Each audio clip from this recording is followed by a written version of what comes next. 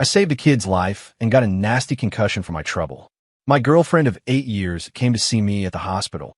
Trying to lighten the mood, I pretended to have amnesia. Sorry. I joked, "Who are you?" She just stared at me for a second, her expression blank. Then she said, completely deadpan, "We knew each other in college." We knew each other in college. I stared at Jessica's face, searching for any hint that she was joking, but there was nothing. She was serious and calm, way too calm. I forced a tight smile. The words I'd been about to say, "Just kidding," got stuck in my throat. Knew each other in college. Not even friends. It hit me then that if the doctor hadn't called her, she probably wouldn't have even shown up. But I didn't call her out on it.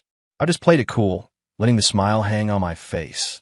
It was hard to keep it up, though, watching her stare down at her phone the entire time, thumbs flying across the screen.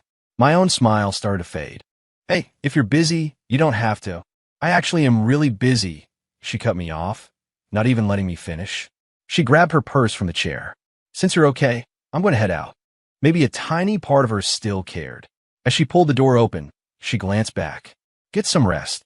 I gave her a polite nod, the faint smile still plastered on my face. But the second the door clicked shut, it vanished. Jess and I had been together for 8 years, ever since we met as freshmen. But no one at Apex Solutions, where we both worked, had a clue. At first, we kept it quiet because we thought an office romance would be complicated. Later, when we both got promoted to director, each running our own teams and competing for the same bonuses, it felt even more impossible to go public. It's not like the company had a rule against it. I brought it up a few times, asking when we could finally tell people, but she'd always just laugh it off and change the subject.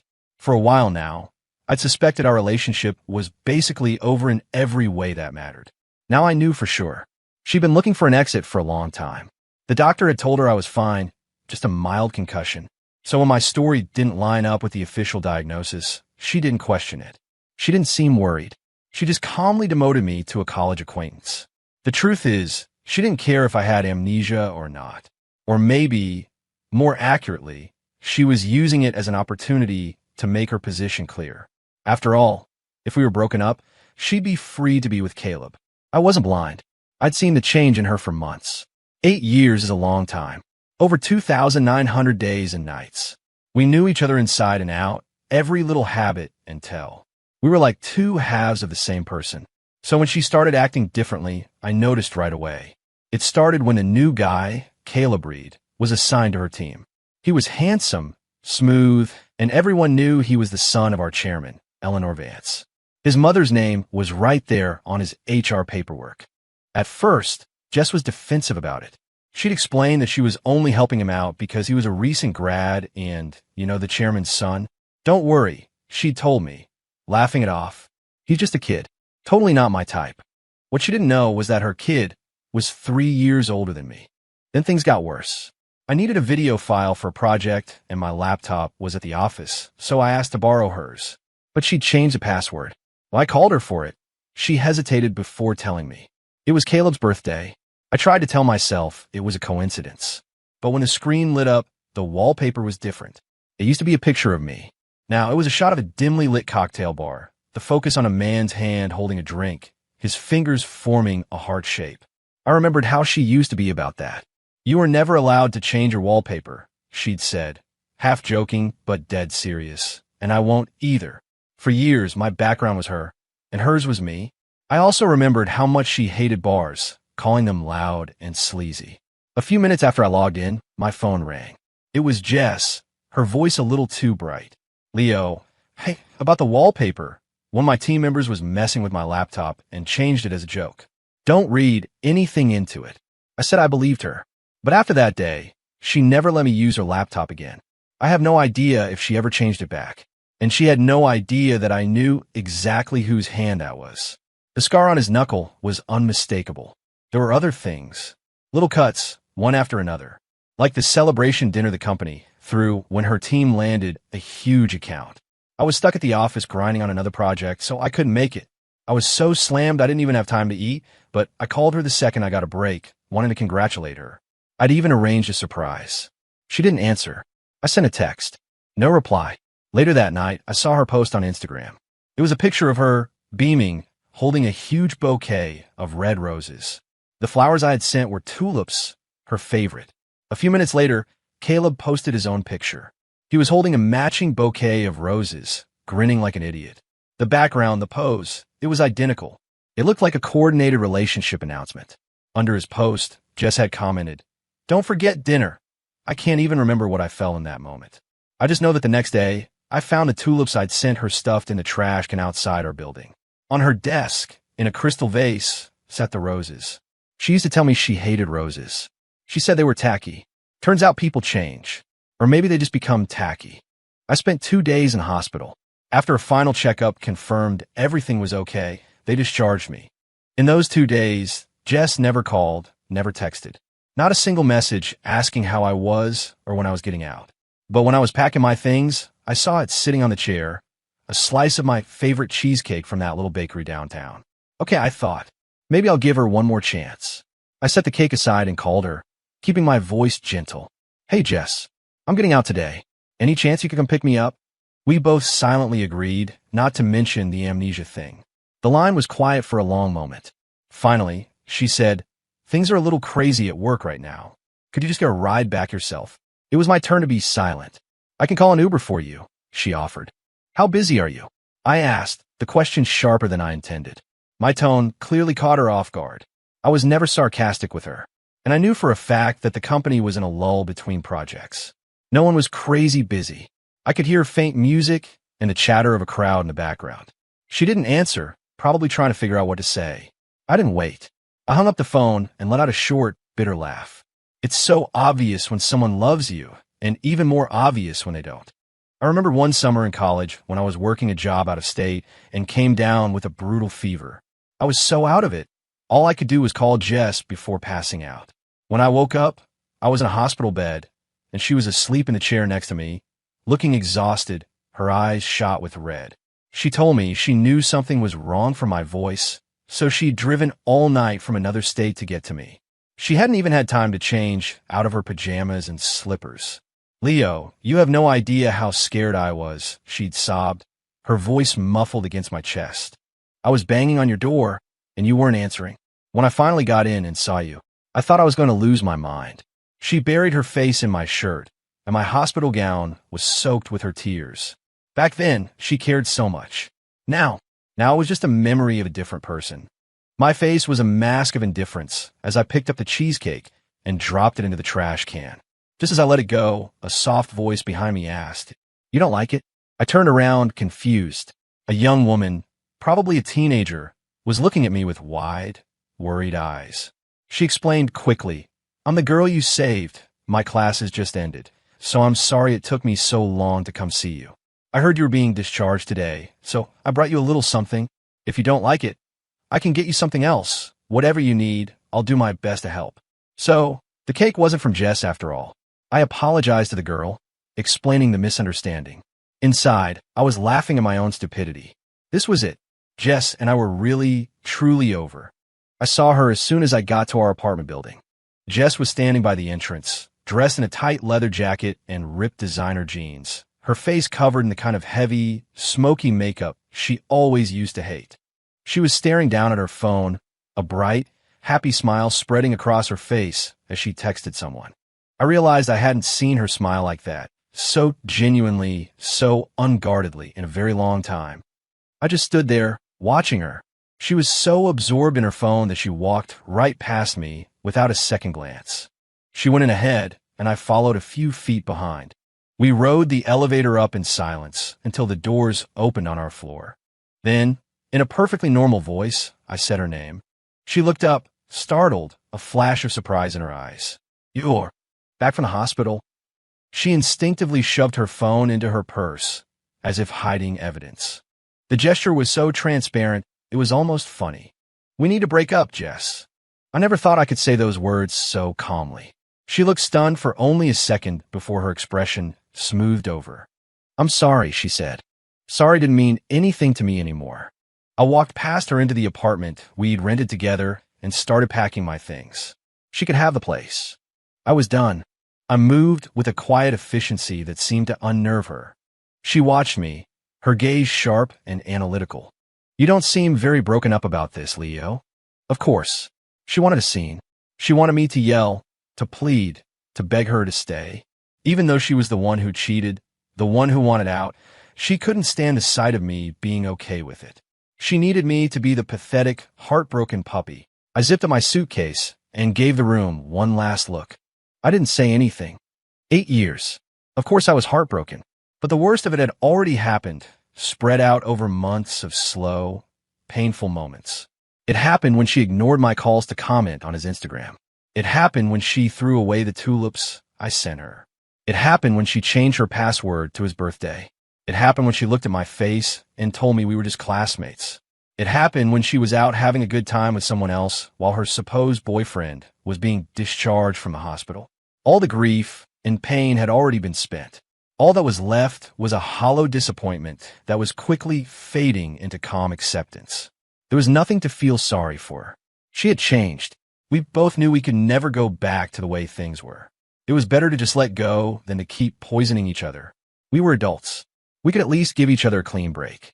But as I walked out the door, I turned back and asked one last question. I just want to know one thing, Jess. Did you fall for Caleb, the person? Or did you fall for Caleb, Eleanor Vance's son? She tucked a strand of hair behind her ear, her eyes glinting with a shrewdness I'd never seen in them before. The innocent girl I fell in love with was long gone, replaced by a woman who knew exactly what she wanted. Leo, we're not kids anymore, she said, her voice cool. You know how it works? Everyone's trying to get ahead. At least she was honest. I let out a small, dry laugh. Well, I hope you get everything you want. Good luck.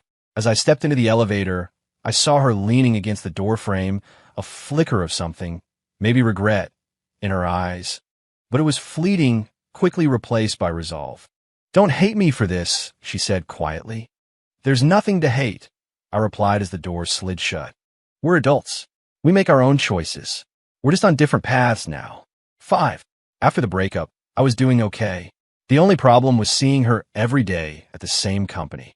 There was no way to make a clean break, to properly move on. But a job was a job.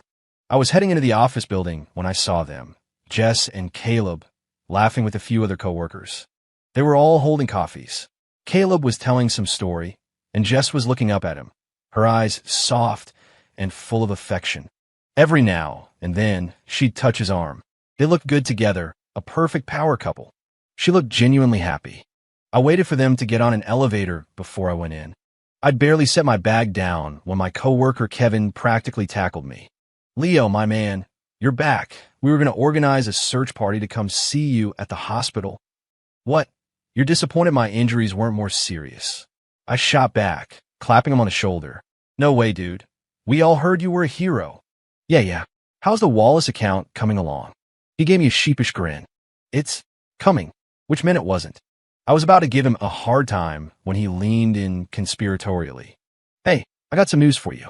About your future. I raised an eyebrow. You know how Chris Huang, the senior manager, is getting transferred to the West Coast office? His spot is opening up. He grinned. Dude, that job has your name all over it. Before I could respond, our other teammate, Mike, stormed over, his face flushed with anger. Or it's going to Jessica, he spat. I wasn't surprised. For the past year, our performance numbers had been neck and neck. If she got it on merit, that'd be one thing, Mike continued, fuming. But she's not playing fair. I've seen her all over that new guy, Caleb. They're super cozy, you know. Everyone at the company knew Caleb was rumored to be the chairman's son. Mike was furious on my behalf, assuming Jess was using Caleb to climb a ladder. I looked down, a bitter smile touching my lips. So that's what she was so busy with while I was in the hospital. Cozying up to Caleb. Of course. It all made perfect sense. She'd changed, and this was just who she was now. I masked the cynicism in my eyes and forced a calm smile from my team. Hey, it's fine. Nothing's decided until it's decided. As they started to walk away, I called out to Kevin. Hey, can you send me the file on the Wallace account? I want to take a look. You got it, boss. I had just sat down at my desk and powered on my laptop when there was a knock on my office door. It was Jessica. I was surprised to see her. We might have had a civil breakup, but that didn't mean I was ready to pretend nothing happened and make small talk. I figured we'd only speak if it was absolutely necessary for work. Apparently, this was necessary for her. She stood in front of my desk, her eyes scanning my face before she spoke. I thought you would have quit. Her voice was soft, as if she were offering sincere advice. Leo, we were together for a long time. I was always honest with you about my ambition. Chris Wong is leaving next week. You and I are the top contenders for his position. I'm here to suggest you start looking for a way out. Find another opportunity for yourself. I stared at her perfectly composed face, silent for a long moment. I knew exactly what she was doing. She was so certain she had the promotion in the bag that she was trying to push me out of the company now. She knew that if she got the job and was openly dating the chairman's son, having her ex-boyfriend working just down the hall would be a constant source of office gossip. She was advising me to leave for my own good, but it was really all about her, about avoiding awkwardness and whispers in the break room. So unbelievably hypocritical. She could have her ambition. She could break my heart. That happens. But to be this selfish, this completely devoid of decency. I looked right at her, my voice cold and flat. Meeting you was the single biggest mistake of my life. For the first time, she looked speechless. 6. Right after our conversation, Jessica and Caleb made their office romance official. When she was with me, she was always hesitant, always saying that going public was a bad idea.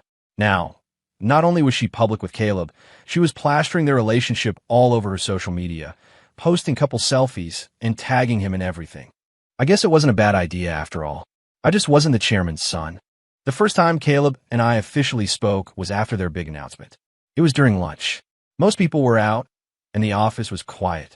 I was heading to the break room to wash out my food container when he stepped right in front of me. I tried to just walk around him, but he moved to block my path. I know you're Jessica's ex, he said, out of nowhere. His eyes sized me up. He was tall, but I was taller. I saw a flicker of disappointment in his expression, probably because I wasn't showing any of the anger or jealousy he was hoping for. He paused, then continued. I saw your picture on her laptop wallpaper. Anyone paying attention could have figured it out. And I asked, raising an eyebrow. My mother. She's very impressed with Jess. She says Jess reminds her of herself when she was young. That same drive, that refusal to quit. He gave me a smug little smile. My mom wants to mentor her, and it just so happens that Jess and I have feelings for each other. So, we're making it official. Just so happens. Right. Leo, I'm telling you this as a courtesy.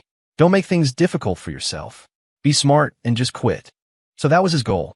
He actually thought he could intimidate me into leaving. It was so naive it was almost funny. My expression softened into a smirk. You think a little speech from you is going to make me quit? I asked. Or what? Are you going to fire me? The first option is a non-starter. As for the second, you're welcome to go talk to HR. The company has a process for terminations, and I'm sure they'd be happy to walk you through it. I leaned in a little closer. Besides, Mr. Reed, you're an intern. You don't have the authority to fire a director. Instead of wasting your time with these fantasies, you should probably get back to work. Maybe someday, if you really apply yourself, you'll actually be in a position to compete with me. His face turned an ugly shade of red. I walked around him and went to wash my container. When I got back to my office, there was an email from the chairman's assistant. It was an invitation to a company dinner that night to say farewell to Chris Huang. A farewell dinner, sure, but everyone knew what it really was. It was where the company's next big move would be decided. Before I left for the dinner, Mike and Kevin came by my office. They both looked dejected, but were trying their best to cheer me up. Leo, no matter what happens tonight, you'll always be the man, Mike said. Everyone knew this dinner was for senior management only, and that a big promotion was on the line. Yeah, dude, Kevin added. If you decide to leave and start your own thing, we're coming with you. I laughed, trying to lighten the mood. Why so pessimistic? Don't worry about it. Things have a way of working out. That evening, all the department heads gathered at a high-end steakhouse downtown. Caleb was there, sitting right next to Eleanor Vance. And next to Caleb, beaming, sat Jessica. Everyone in the room was a pro, making conversation and laughing, but their eyes kept darting toward Eleanor and Caleb, the unspoken assumption hanging in the air. Mother and son. I was sitting in a corner by myself, which was fine by me. I didn't want to listen to their fake pleasantries anyway. I just ate my steak and drank my wine. As expected, no one mentioned work. It was all toasts and well wishes for Chris Huang, congratulating him on his promotion. Finally, as the dinner was winding down, the chairman, Eleanor Vance, cleared her throat to get everyone's attention. She was nearly 60, but looked 45, impeccably dressed, with sharp, intelligent eyes that missed nothing. She smiled warmly at the room. "There's one more thing I'd like to share with all of you tonight," she began. "I've been thinking about the right time to say this, and tonight feels perfect." I put down my wine glass and glanced over at Jessica. Her back was ramrod straight, her posture radiating confidence. She looked like a queen sitting next to Caleb, a faint, triumphant smile on her lips. They made a handsome couple. My gaze shifted back to Eleanor. "As many of you know, I have a son," she said. "He's always wanted to make his own way without anyone knowing our relationship. So for years, I've respected his privacy and never mentioned him. But I think it's time that changed." Her voice filled with pride. "He joined our company several years ago, insisting on starting from the very bottom. His work ethic and talent speak for themselves. Many of you in this room have recommended him to me for promotions, not knowing who he was. As a mother, that has made me incredibly proud. So tonight, while we're all here celebrating, I'd like to finally introduce him to you." A smile played on her lips as her eyes scanned the room, passing over everyone until they landed directly on me. Her voice was warm and gentle. "Leo Vance, come on up here." She winked. "Honestly, this kid always picks the seat farthest away from his mother." Her playful words landed like a bombshell. The entire room went dead silent. Every head turned, first to stare at Caleb with a new, pitying confusion, and then to me. But the most dramatic reaction came from Jessica. The smug smile on her face froze, then crumbled. Her perfect posture slumped. Her eyes locked on me, wide with a complex mix of shock, disbelief, and a dawning, humiliating horror. I ignored her, calmly standing up and walking toward the head of the table. I stopped right next to Caleb. My voice was level, but I put just a little too much emphasis on his last name. "Reed, excuse me, could you move over?" The silence in the room became even heavier. You could hear someone gasp. The gossip was going to tear through the office like a wildfire tomorrow. I was curious to see what Jessica would do. She'd said it herself. People strive to get ahead. I wonder how high up she felt now. I didn't spare her another glance. After the dinner ended, she and a pale-faced Caleb came over to say good night to my mother. Her voice was tight, laced with an anger she could barely contain. My mom just smiled and wished them well. When they were gone, she got into the car with me, her smile finally fading. She looked at me. "So you two broke up?" She knew about Jessica. I'd mentioned her when I first started at the company, and she was smart enough to put the pieces together over the years. I stared out the window at the city lights rushing past. "You saw her with Caleb, didn't you? He and his father have a thing for other people's women, don't they?" My voice was flat, devoid of emotion, but the words were sharp. "My mother." I hadn't called Eleanor Vance mother in a very long time. Not since she and my dad got divorced. I was young then, and I didn't understand why they split up. But as I got older, the picture became clearer. Caleb's father was my mother's high school sweetheart. They were inseparable until he found out her family wasn't wealthy. He decided she wasn't good enough for him and dumped her to marry into money. My dad, who had grown up with my mom and loved her for years, was there to pick up the pieces. They got married, and together they built this company from the ground up. My mother had it all, a successful career, a loving family. But it was a facade.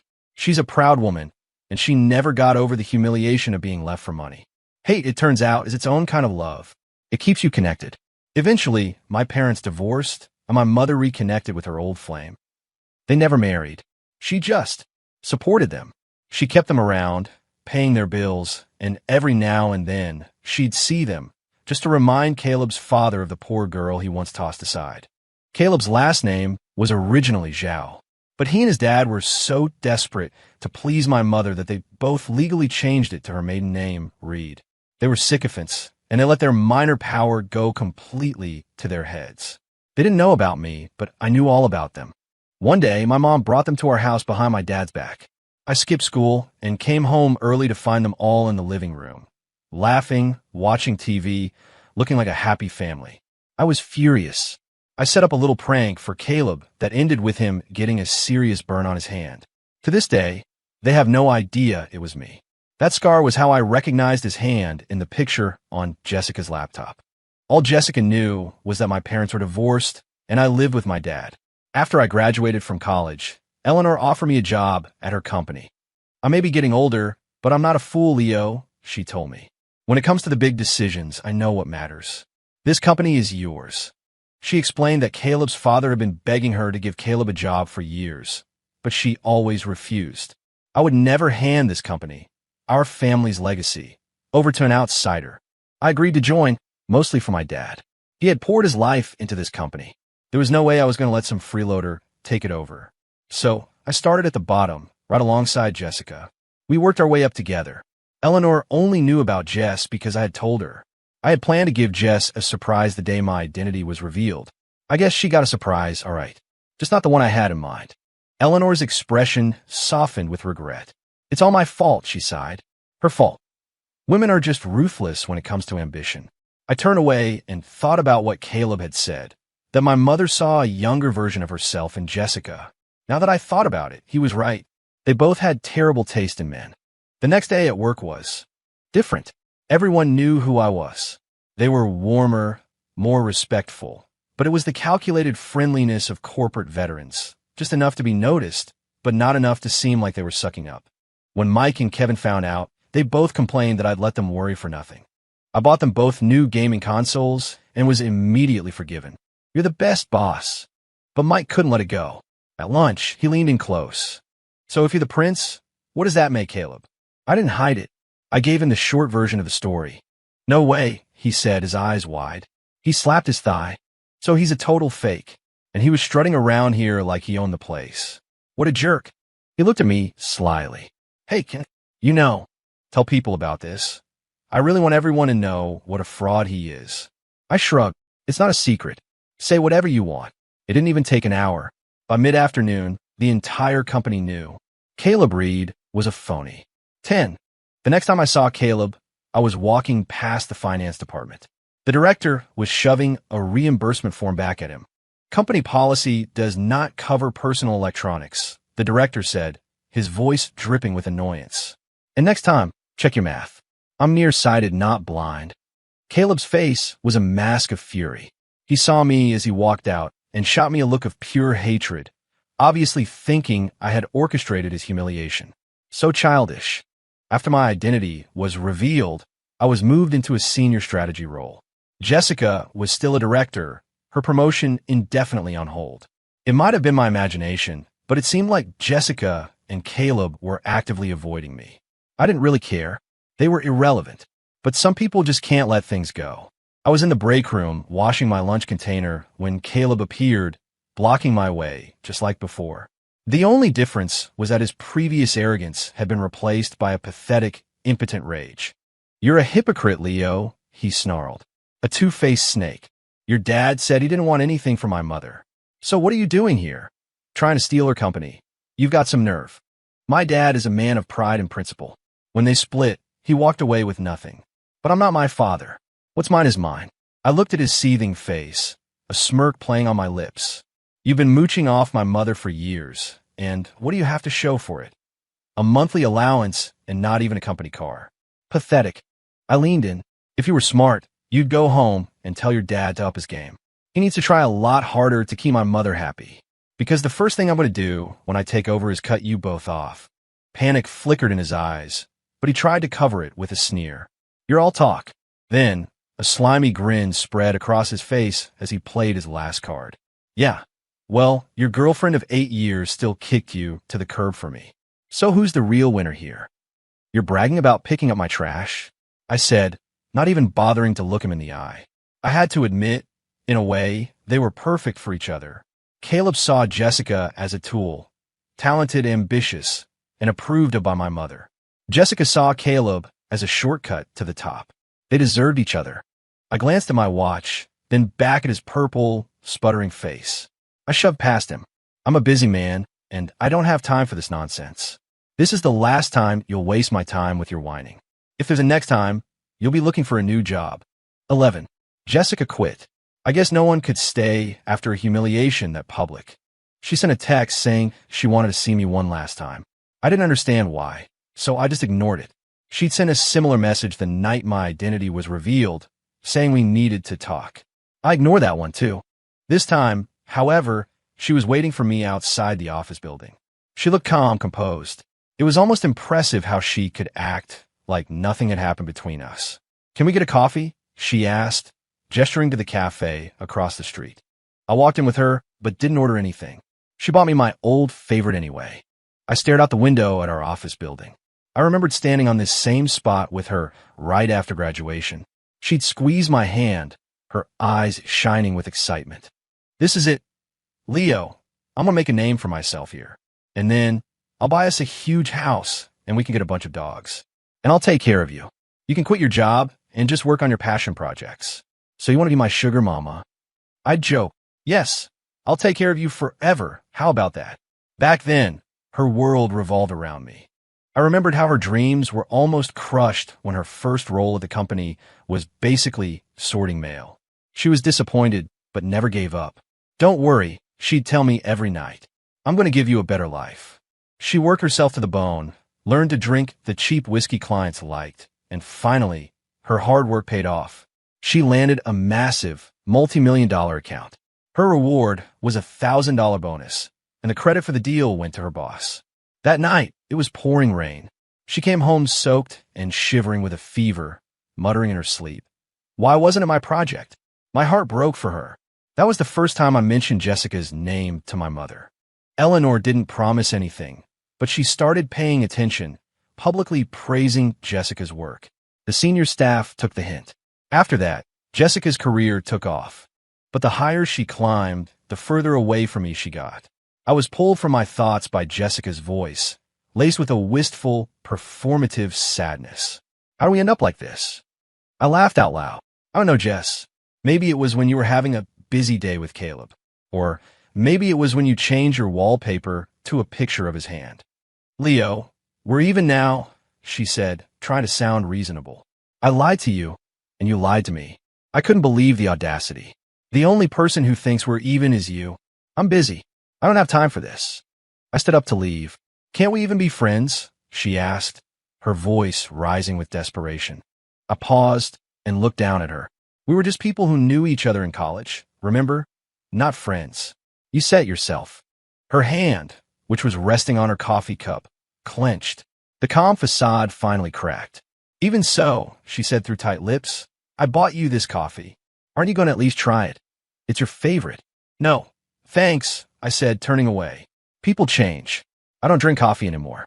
As I walked out the door, I heard the sharp crack of ceramics shattering against the floor. I didn't look back. 12. After that day, I never saw her again.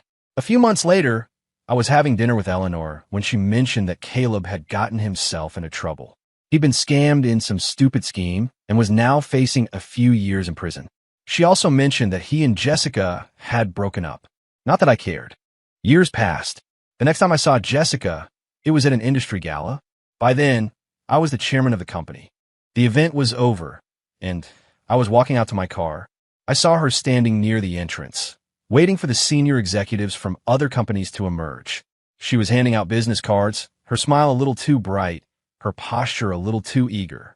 She had clearly started over somewhere else and was still hustling. As I walked past, our eyes met. Her face froze, and I saw her eyes well up with tears. It meant nothing to me. The past was the past.